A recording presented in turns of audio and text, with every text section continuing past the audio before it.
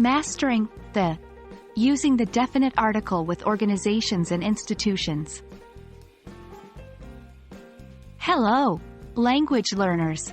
Today, we're taking a deep dive into the world of English articles, specifically, the definite article, the. But we're not just talking about any usage. We're focusing on how the is used with names of organizations and institutions.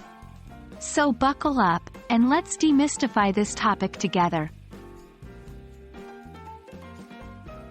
Before we dive into the specifics, let's quickly review what we mean by the definite article, the.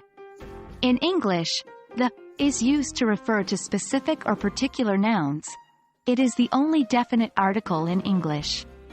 It helps us differentiate between a general idea of something and one specific thing or group of things. For example, if I say, I need a book, I'm talking about any book, not a specific one. But if I say, I need the book, I'm referring to a particular book that you and I both know about.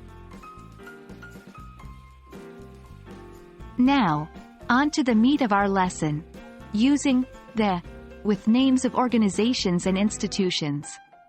This can sometimes be tricky, because the rules aren't always consistent. But don't worry, we've got some general guidelines to help you out.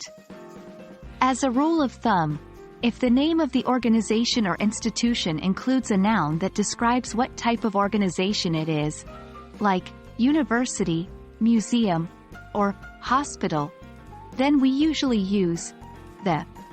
For example, we say, the University of Cambridge, the British Museum, or the General Hospital. However, as with many aspects of the English language, there are exceptions to this rule. If the name of the organization or institution doesn't include the type of institution it is, we often don't use the. For example, we say, Harvard University, not the Harvard University. Another exception is with names of companies. Even if the company name includes a common noun, we usually don't use the. For example, we say, Microsoft, not the Microsoft, and Ford, not the Ford.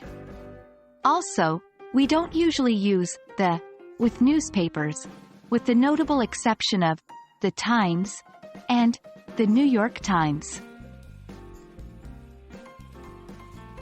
And there we have it, learners. As you can see, using the with organizations and institutions is a balance between rules and exceptions. Practice and exposure are the keys to mastering this usage. I hope you found this video helpful, and remember, every little bit of learning takes you one step closer to fluency. Until next time, keep practicing and stay curious.